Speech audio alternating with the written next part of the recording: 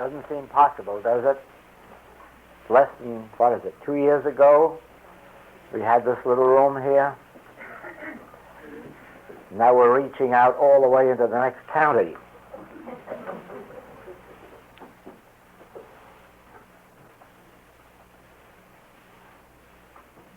It really is. It's a wonderful thing, isn't it, to watch?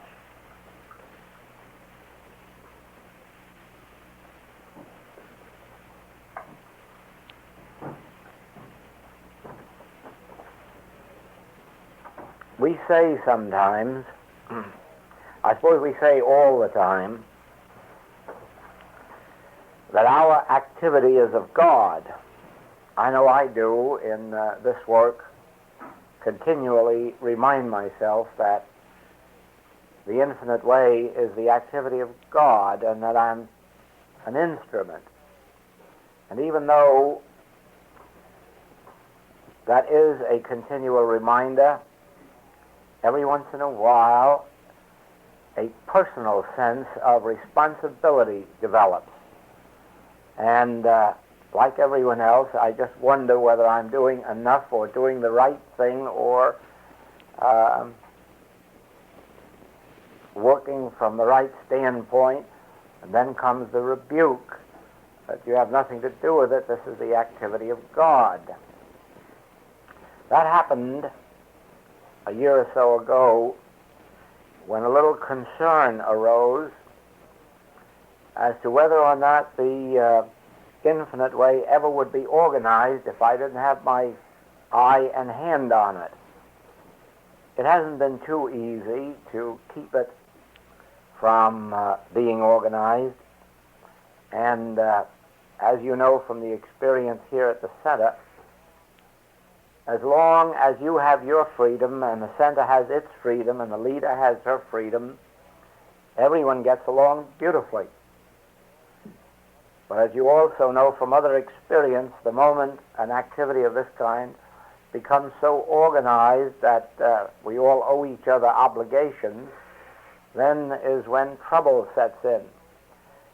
And so one day I was meditating, pondering this idea of the organization and what would happen if it were organized and how to prevent its being organized, when the voice broke right in and said, the infinite way is the activity of God. God is capable of taking care of every function of it. Do not be concerned about its being organized. If anyone tries it, they'll be removed. Ever since then, it has become more and more clear that this is a principle that applies not only to the infinite way, but that applies to your business, your home, your activity, even your body. It becomes clearer as we go on that even your body is not your responsibility. Not even your health is your responsibility. All that concerns you or me is an activity of God, and upon God rests the responsibility for maintaining and sustaining us. When we look around, we're apt to say, but God isn't doing a very good job. Certainly doesn't seem to be doing a good job with this world. And the answer comes back quickly that it isn't God who is failing, it is that we are taking over the responsibility from God. We are taking over God's responsibility and making ourselves personally responsible for things which should be left to the activity of mind, of life, of soul, spirit, principle, of the divine law.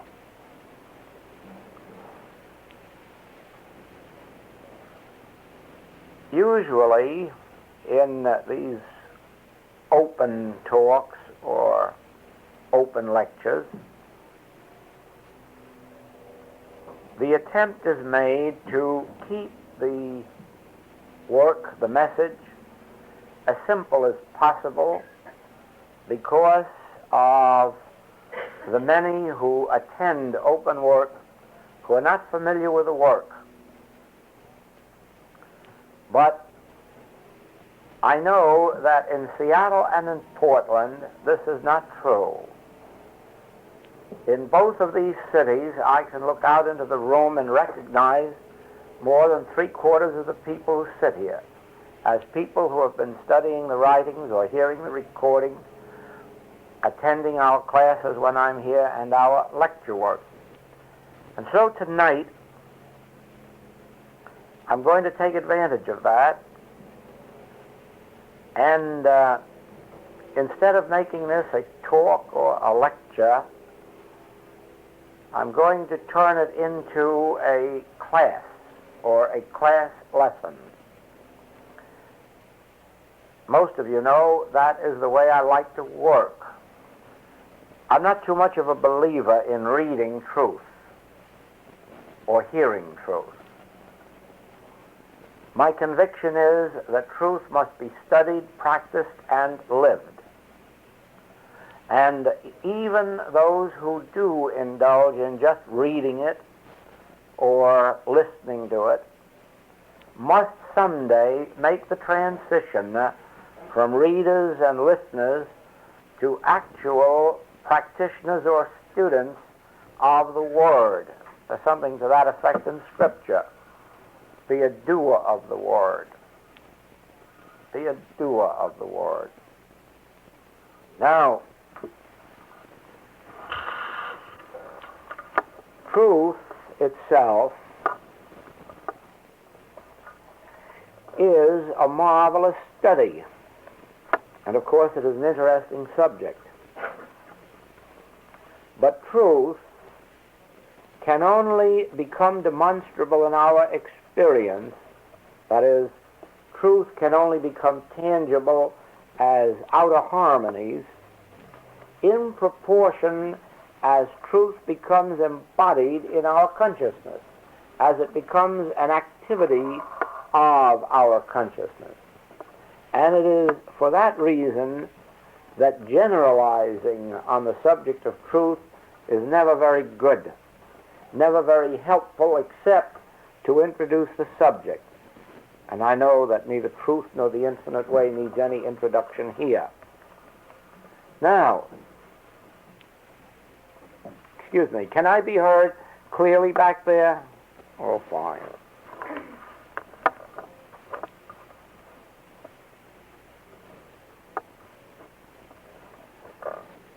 It must be a year or more ago that we tried an experiment in this very room.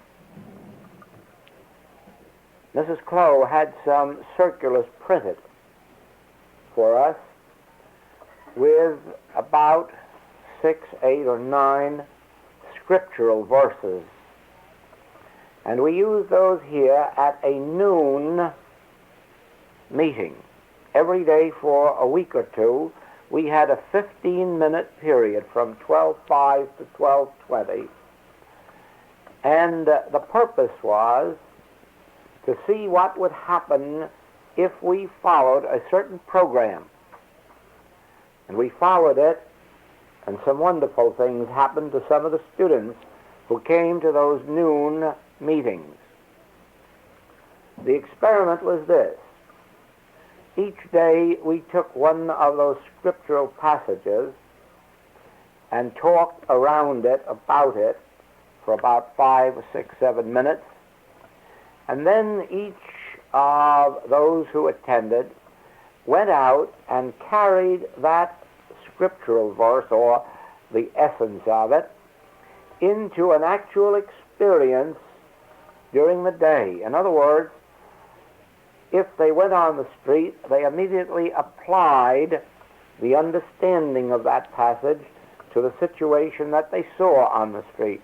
If they went into a market or a store to shop, they brought one of these scriptural passages to bear on the experience.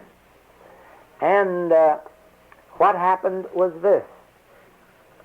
Instead of going into a store or a shop or an office and just doing business with people or having association with people, there was brought to conscious remembrance.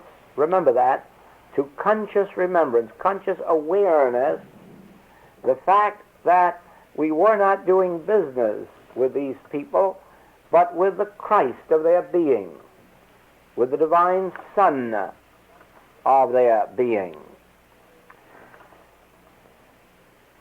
If some work was to be done by us, whether it was in an office or selling, the remembrance was on a certain day that He performeth that which is given me to do. He perfecteth that which concerneth me, and in that dropping the responsibility and watching what happened when we let that which we call God take over. Well, of course, you probably can't rebuild a world in a week or two, but we did have enough result to show what would happen if an individual practiced that every day for 30, 60, 90 days until it became an active and conscious working of their mind.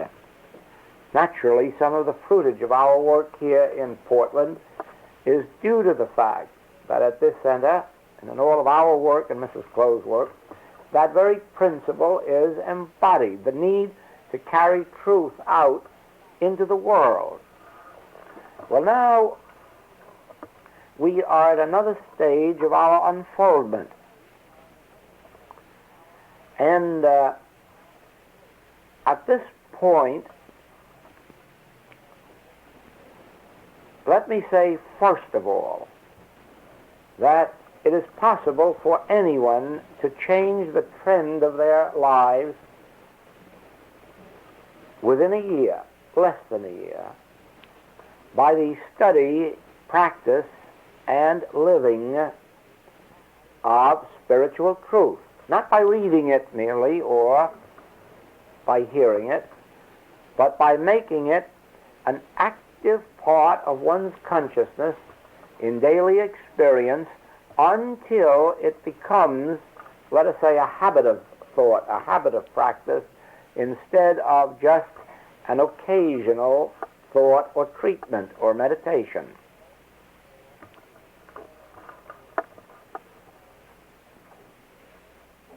For as many years as the Infinite Way has been before the public, we have emphasized that point. In every class we have brought out that in The Infinite Way, pages 97 to 103, there are passages beginning with a statement on waking in the morning, giving us a sort of program, an outline of an activity of truth with which we can start our day and, to some extent, carry on during the day. Now, those who have never used those passages, those pages, those who have not yet trained themselves to that activity of consciousness would find it well worth their while. On waking in the morning, to recognize God as the activity of the day, to recognize God as the substance of all that is to take place during the day, to recognize God as the law unto all that is to take place during the day, to recognize God as the one power and the one presence that will be met during the day. This is in fulfillment of Scripture. Thou wilt keep him in perfect peace, whose mind is stayed on thee. Lean not unto thine own understanding. Acknowledge him in all thy ways. And, of course, the great first commandment of the Master, thou shalt have no other gods. Thou shalt not acknowledge any other presence or power. Now, of course, we all believe that we are accepting God as the only power. We all believe that we are obedient to the first commandment. The truth is that none of us is wholly obedient to that commandment. And that in proportion as we are obedient to it, does the fruitage come. How are we to be obedient to that commandment except by establishing within ourselves, right from earliest morning, that we will not recognize any other power than God. We will not recognize any power operating in our consciousness or in the consciousness of those with whom we come in contact, except the power of God. Now, even though, let us say, subconsciously or unconsciously, you agree that this is true, every time you go out into the world, you will find that you are either fearing that your banker will say no when you want him to say yes, or your customer will say no when you want him to say yes, or something in some way will be given to some individual as a power over you. In other words, that something good may be withheld from you. There isn't a day that we do not have the concern that there is some good of God which is at this moment being withheld from us. And why? We don't blame God.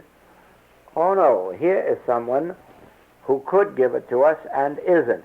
Here is someone who could be the means of our receiving it and isn't. In other words, we are placing power in man whose breath is in his nostril, and yet we're told, wherein is he to be accounted of?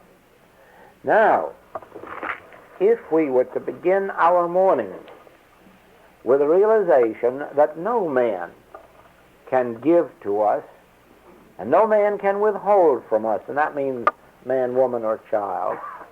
No one has it within their power to give to us or to withhold, since God is the source and activity of our good, and God is the only power. Now, as long as we are still entertaining, even mildly, the belief that good can be given to us or good can be withheld from us, we are not obeying that first commandment, and we are preventing ourselves from receiving our good. The moment that we acknowledge, well, let us illustrate that here. Here we are gathered together in the name of truth.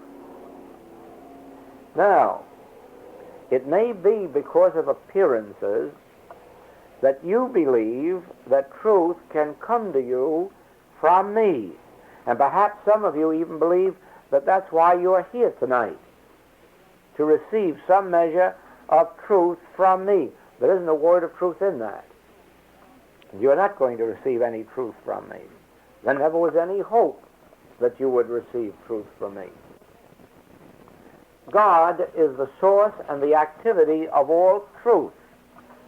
And the only reason you are here is to receive an unfoldment, an experience of truth. But not from me, from God. Because I'm here for the same purpose that you are, to receive truth from God. It just so happens that at this moment, my body or my mouth or my tongue, my mind, is being used as an instrument through which that truth is reaching us from God. I have no power to give you truth, and I have no power to withhold truth. But if you are here in the realization that we are gathered together to receive truth of God, all of us will go away from here with some measure of God experience, of God truth received in consciousness. The only thing that can block it would be the belief on my part that I have truth to give you.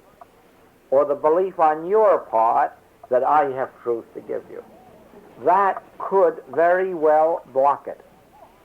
Now, I have been in this work long enough to know that I have no truth to give and none to withhold, but that as I hold myself in conscious union with God, truth flows through me from the Godhead to whoever is receptive and responsive.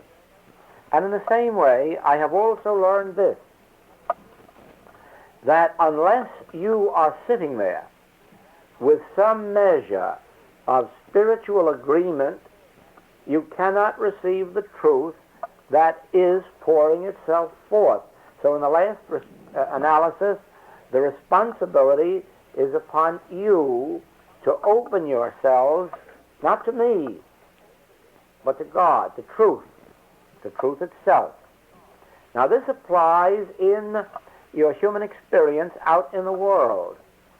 If you go to a banker for a loan and actually believe he can give it or withhold it, you may sometimes get it and sometimes be denied. If you are holding in your consciousness that God is the source of your supply, and at best man can be an instrument for its reaching you, then it will make no difference what this one or that one does. You will always have your supply made evident to you and before you need it. The blockage is in the belief that someone can give it or withhold it. If you are a salesman or a saleswoman, there is no better way to be a poor one and an underpaid one than to believe that merchants or customers can buy or not buy at their will, and that your business is dependent upon the goodwill of these customers. That is a good way, a fine way to limit oneself. But to understand God as the activity of all business may not compel just Jones or Brown to buy from you when you would like to sell them, but it will result every week in an abundance of sales, and many times not from those from whom you expect it. But what difference does it make what direction it comes from? The main thing is that it be in the books. Now then, this that I'm talking about is a principle of life, but one which will do us no good, except in proportion as we make it a conscious activity of thought. In other words, as we go out upon our day's work with the realization that God is the activity, the source, the substance of our supply. God is the source, activity, substance, law of our business, of our health, of our being, of all our human relationships. God must be made the central theme of our life.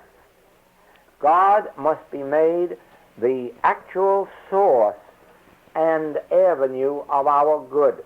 We have no right even to think of each other as channels, because while we may be, it isn't necessary that God have a channel.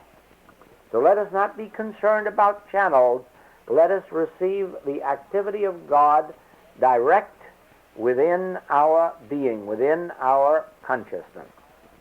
Now you see that while this has been a law throughout all ages, going far back before Abraham, Isaac, and Jacob, it has been available only to those who first knew the law and then practiced it. Ye shall know the truth, and the truth shall make you free. But you must know it. And not only you must know it, but you must make it a conscious part of your awareness, a conscious part of your living, until that particular phase becomes automatic and you do far less conscious thinking about it. But then, of course, there comes other phases of life. You will find some of those covered in that booklet, Love and Gratitude. You see, love is one of the major points of our existence. We are made happy by love and through love, and we are made miserable by its absence. And there are all forms of love. There is the marital love and the parental love and the filial love and the brotherly and sisterly love and neighborly love and community love. But love is the word on any basis. And it is the absence of that love that makes many lives miserable. Why should there be an absence of love? Well, actually, there is no absence of love. There is an absence of the experience of love on our part through ignorance. We will illustrate that. In our human picture, we look to each other for love, for cooperation, for friendship. And therein do we make our mistakes. God is love, and God is the activity of love. And we should look only to God for love. And because God is infinite and universal, when we find our love in God, we find it in each other. That's the mystery and the miracle. If we look to each other, we may find love today and hate tomorrow. We may find gratitude today and ingratitude tomorrow. We may find cooperation today and a lack of it tomorrow. But if we will realize God as the source of love, if we will recognize that all love is an emanation of God, we will then meet with it in all whom we meet on this pathway. Oh, there are few who will not respond to this, but they will drop out of our experience. And the rest of our world will be made up of those who do love us on the plane of consciousness and in the way of love natural to the relationship. Now, this too has always been true, that God is love. Always this has been true, that God is love. And God being universal, that love is universal, ever present, everywhere present.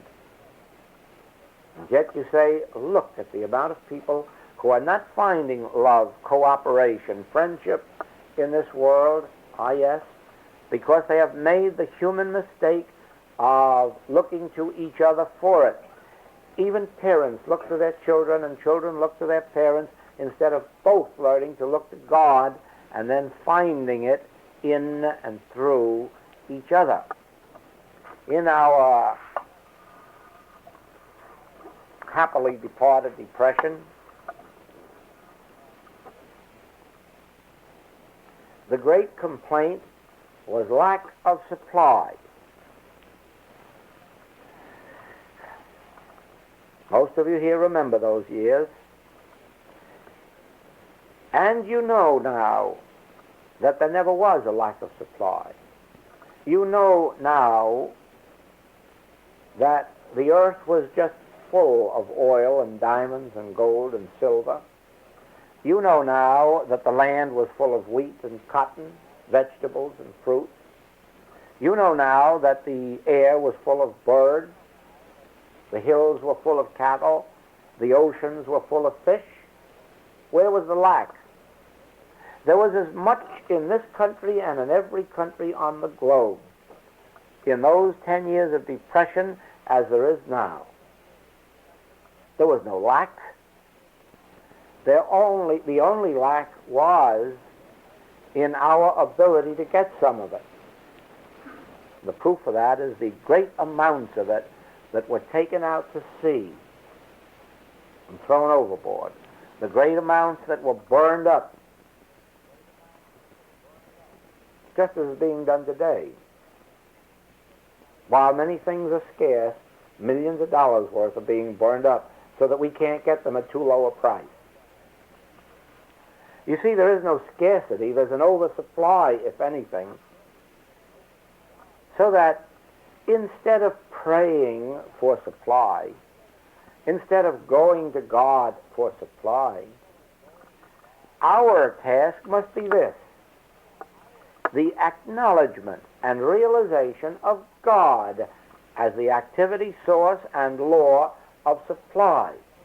Not looking to our jobs, not looking to our dollar bills, not looking to the government, not looking to benevolence, not looking to our rich relatives.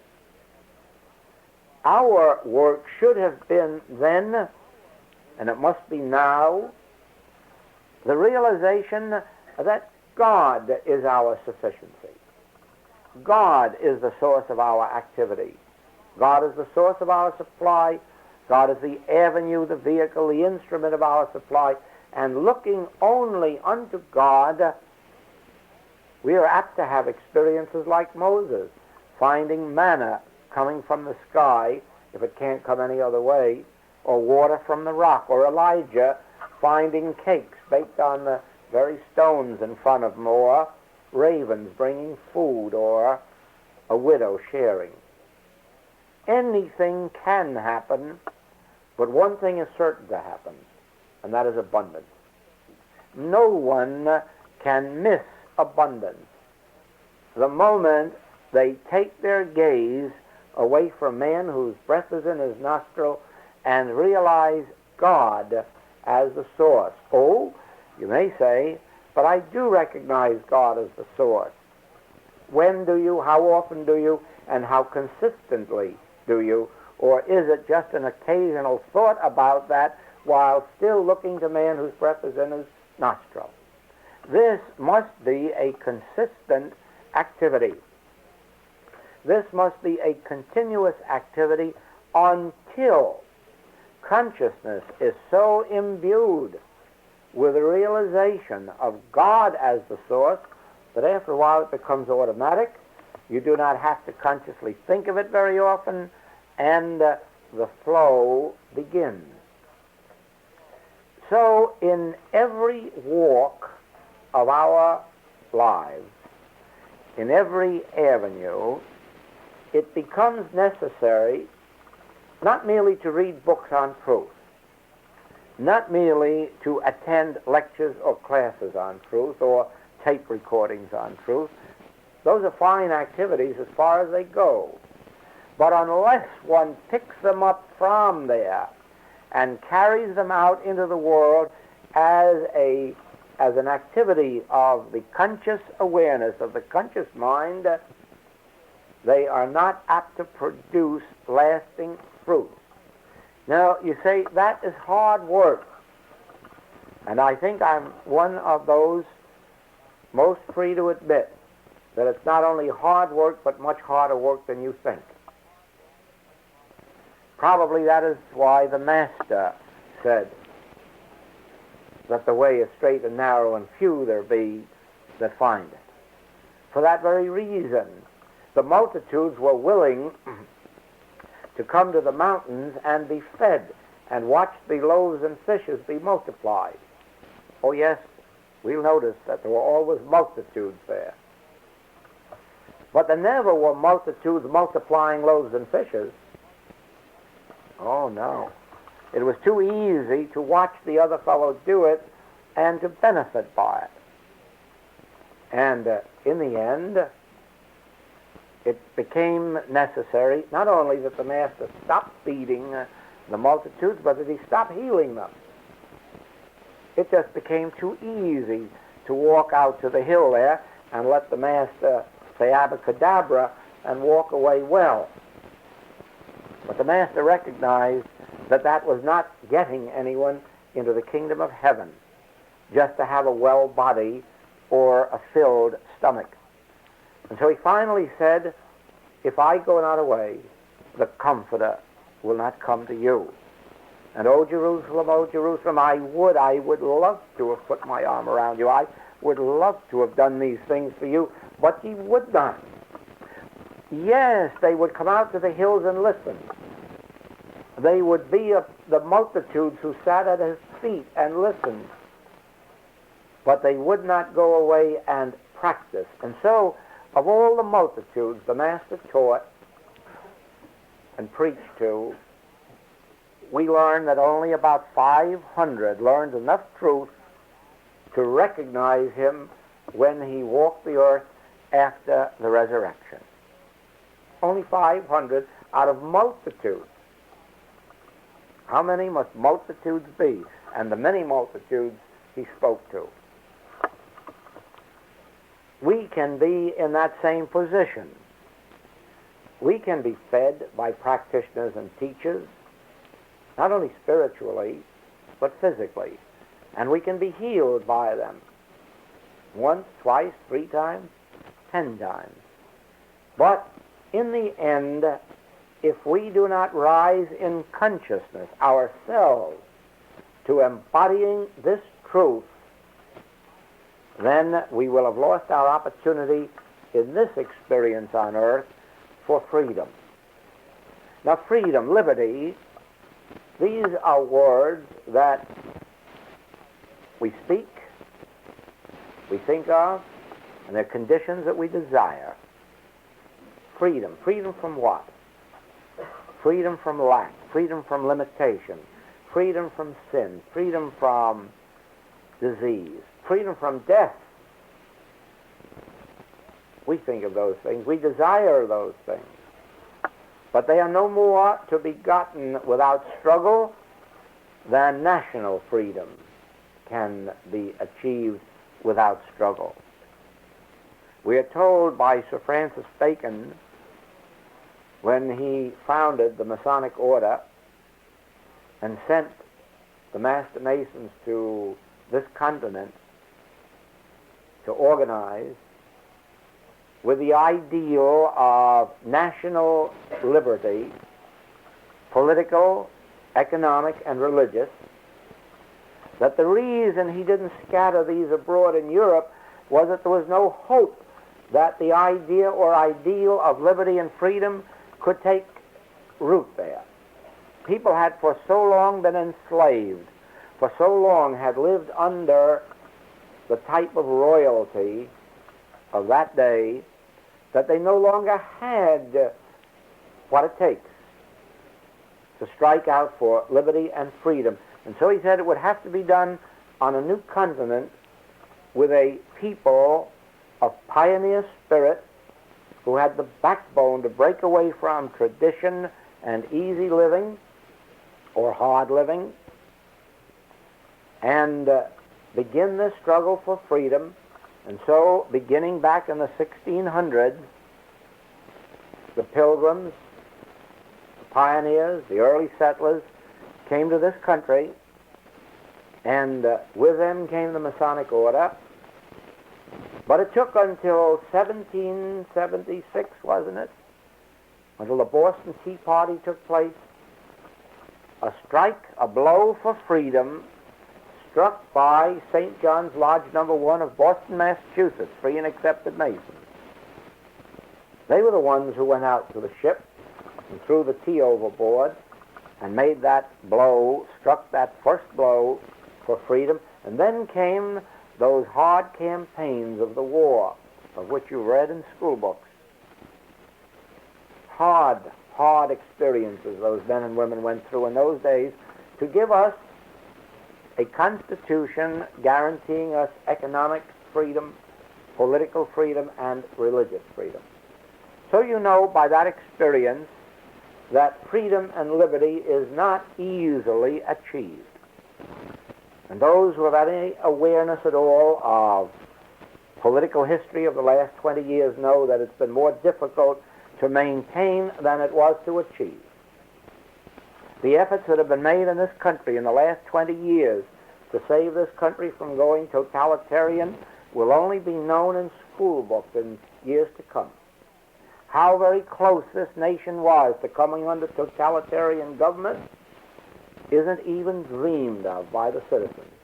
Even those who read the newspapers and know that we had a rubber-stamped Congress and a washed-out Supreme Court, even the people who have read that do not realize that they were right on the brink of totalitarian government and that it has taken, and is right now taking, the brain work, the hard work of hundreds of men, brilliant men, successful men, to prevent experiences coming about in this country that could even now, or within the next few years, lead to a totalitarian form of government. Because if your finances aren't saved, if your business structure isn't saved, your political and religious structure will not be saved. That's hard work to achieve it, hard work to maintain it. Those who have been on the spiritual path will tell you that it is a very hard work to achieve one's spiritual freedom in Christ. Freedom from material limitation, freedom from material law, freedom from any form, moral limitations, all forms of limitation that hedge the human being in. It's a difficult thing. But this they will also tell you. Having achieved it, it's more difficult to retain afterward than it was to attain. The mesmerism of the world is such that it is a very simple matter to succumb again to the temptations of the world. Oh, each one may fall in a different way, but the fall is there for those who are not careful, who are not alert, who do not consciously use every ounce of awareness within their possession to maintain and sustain their spiritual integrity. And you say, well, if it's that hard work, is it worth having? Well, anyone who has been in slavery to an insufficient purse or an insufficient body, strength, health, anyone who has been in slavery to false desires, false appetites, will well know that any struggle and every struggle is worthwhile to get out of it. And that leads up to the subject of our work for this year. And this isn't easy, but it's beautiful, and the results are wonderful.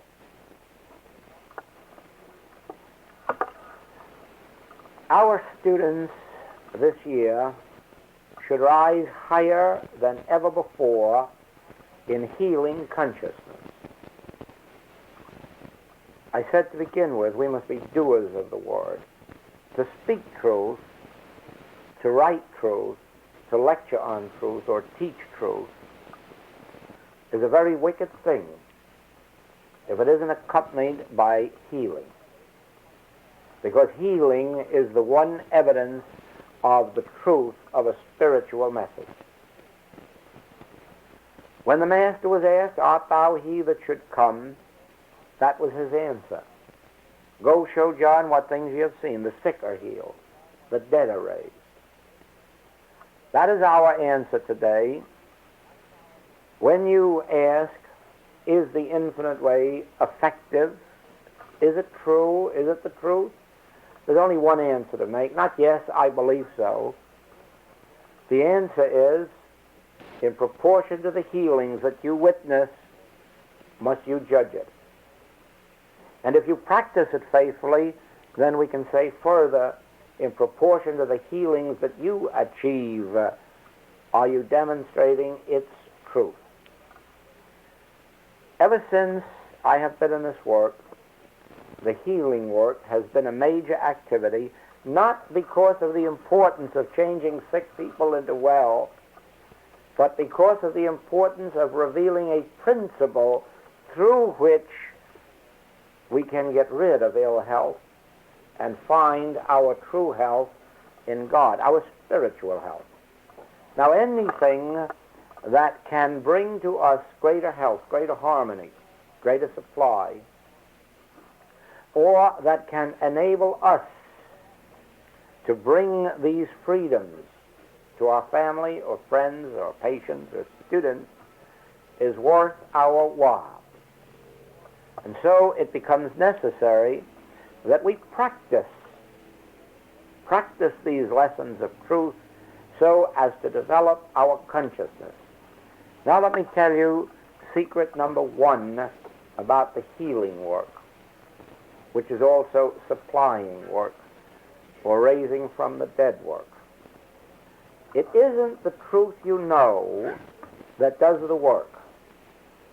It isn't the truth you learn that does the work. It isn't the truth you read that does the work. It is the measure of Christ consciousness that you attain that does the work. Healing is not done by knowing the truth in an intellectual sense of knowing it. Many people can read a book and memorize it at one reading. It won't heal anybody of anything. Many people have learned thoroughly the textbooks on healing, the many textbooks that have been written, and some of them very good ones, and yet have done no healing, and may not even have accomplished healing for themselves. And the reason is that healing isn't done by the truth you know. Healing is done by the truth consciousness you attain. In other words, as you know the truth, as you take in the truth through reading, studying, hearing, practicing, it develops your consciousness of truth. It develops your spirituality, your spiritual awareness. The same as studying music develops your musical consciousness. Studying art develops your artistic consciousness.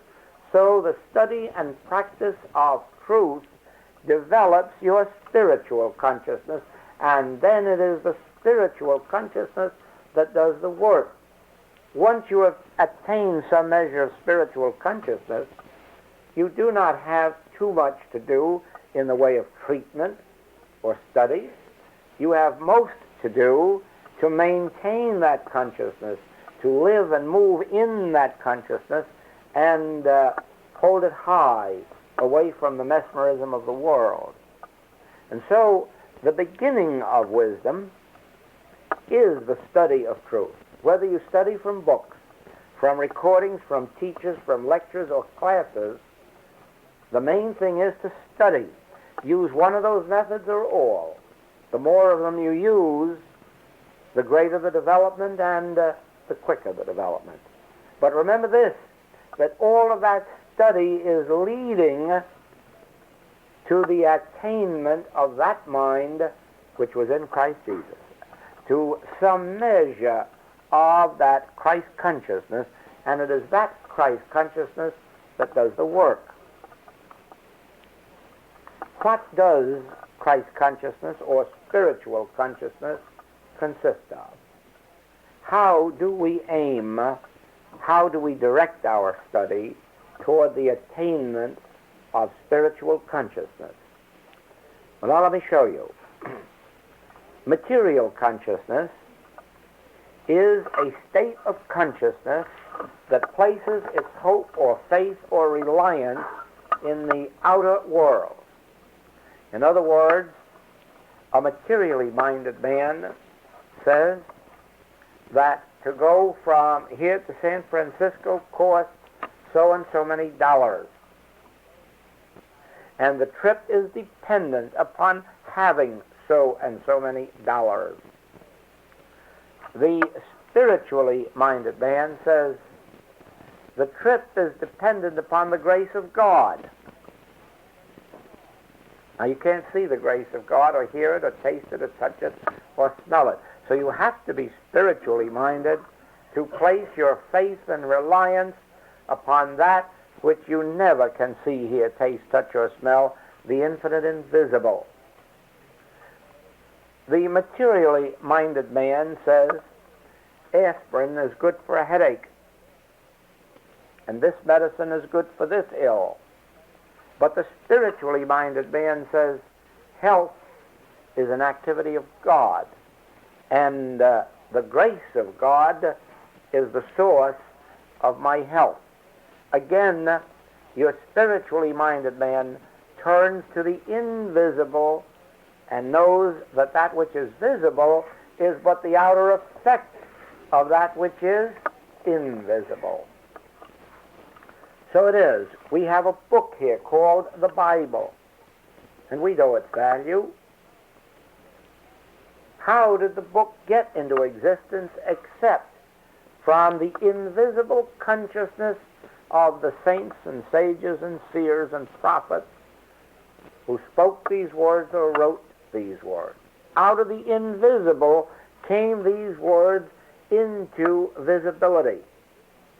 Well, now, if you live on these words, you miss the opportunity for more of the same words to come from the same source that these came from.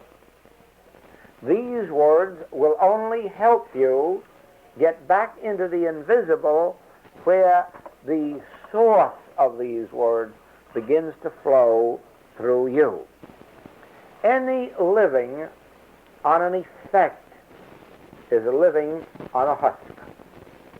But living in the realization of the invisible as the source of the visible is really living on the substance of life. We do not live by bread alone. We do not live by bread alone, but by every word that proceedeth out of the mouth of God. It doesn't say we should stop eating bread, but it does say we do not live by bread alone. Bread is not the staff of life. The Word of God is the staff of life. And that doesn't mean just reading words in a book, but the words that flow from the invisible within you to the visible. So it is. You may be searching the stores for some article of merchandise, and naturally the human belief is that if you just go to enough stores, you're bound to find it ultimately at the price you desire. That's the human way of going about it. But the spiritual way of going about it is to realize that whatever it isn't out in the store. It's a gift of God within you. That's why you're desiring it, because it's already been given to you within. And your desire is to see it made manifest in the without. And as you realize that it is already established within you in the invisible, in some way, in some manner, you're led to the very store at the very moment when it's being put out on the counter. And there it is waiting for you. Never, never, when you're a student of this work, even go to the market for food without that realization that the real substance is within you, that you do not live by bread alone, but by every word that proceedeth out of the mouth of God. And then when you do your marketing, you find the time you save and the money you save by the fact that this very spiritual realization has directed you in a direct manner. It is true in every walk of life that before you undertake anything, you turn to the source of it, and the source of it is God. The source of anything and everything in this world is God, even a vacation. God. God is the source, the activity, the substance. And so, to become spiritually minded means to become reliant and dependent upon the infinite invisible. We are told in Scripture, He hangeth the earth on nothing.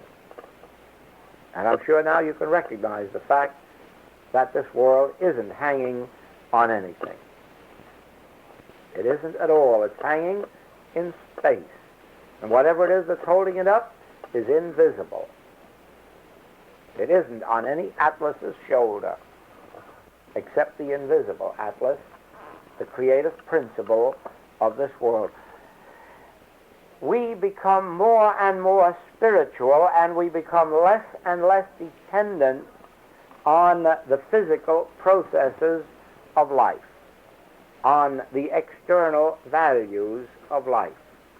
And so, our entire work in this work is the development of that consciousness. Then as that consciousness develops and unfolds, you are presented with pictures outside that we call pictures of error, sin, disease, death, lack, and limitation.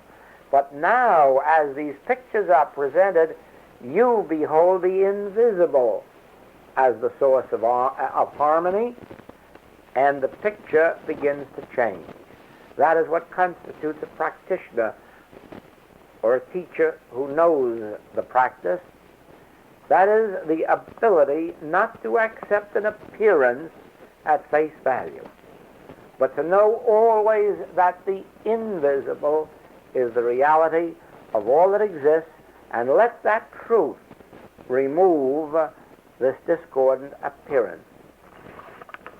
Going back to that great commandment of the Master, the first,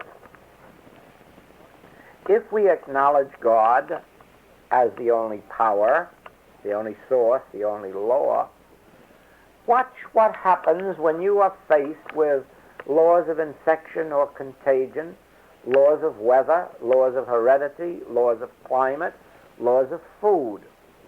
The moment you have recognized God as the one and only law, you immediately begin to nullify every belief of heredity, of food, climate, weather, infection, contagion. All material law is nullified in proportion as you accept God as the only law, the one law. Thou shalt have no other God, no other law, but spirit, the spiritual law. And so you develop a habit. Every time legal law, economic law, political law, physical law comes to your attention, your thought goes back to the fact, yes, thank you, Father, I know. There's only one law, and that's the law of God. Since there is but one God, there can be but one law. Since God is spirit, law must be spiritual. In the same way, you have conditions of body that you're continually meeting. And these conditions testify to growth or to a lack of bodily substance. And there again, if you have God as one and acknowledge no other God, you can acknowledge only one substance, and that substance would be God. And there can't be an overabundance of God, and there can't be an insufficiency of God. And pretty soon you'll find that the body is showing forth the normalcy of God, of divine substance. Now then, we have God as substance, we have God as law, we have God as life. Well now, we're all being confronted with pictures of diseased life, aged life, dead life. But if we have acknowledged that first commandment, and we will have no other God but God, and God is life, we will have no other life than God. Is there a young life? Is there a new life? Is there an old life? Is there a weak life? Is there a dead life? Is there a diseased life? How so if God is life, and if God is one, then life is one.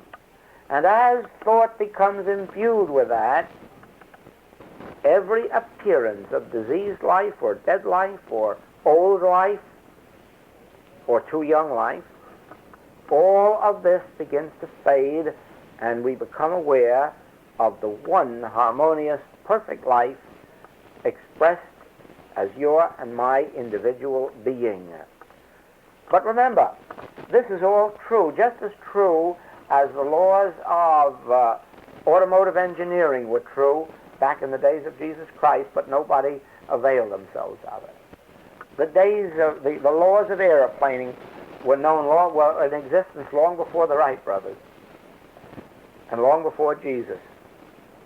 But only now are we availing ourselves of laws that have eternally existed. And so I say to you, the spiritual law of God has existed since before Abraham. Before Abraham was I am, but we haven't availed ourselves of it. What we have done is accepted the appearance. I was born on a certain day. You were born on a certain day. I'm near the end of my road, or you're near the end of your road. And so we start to get weaker, and so on down the line. Who says so? We have accepted that you have a life and I have a life and the newborn babe has a life. And that isn't true. It's true that we have a life, but it's not true that we have a life of our own. The only life we have is God. As this becomes embedded and embodied in consciousness, we become aware of the vital life, the spiritual life within us at all times and in all ages. You can go through every synonym of God that you know and find that belief has made these personal to you and to me.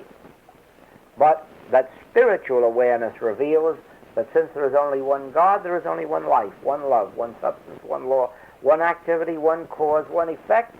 And as this becomes embodied and embedded, you become a healer. Not necessarily a public practitioner. The day may be over for those, or nearly over. But you become a practitioner to all those within your circle who desire spiritual healing. Now, the development of spiritual consciousness is possible to anyone on earth. The degree of it is entirely dependent on what you wish to put into it. You cannot get out of your life more spirituality than you are willing to put in effort. The person who devotes an hour a day to this work will develop some degree of spirituality. Not much, but some.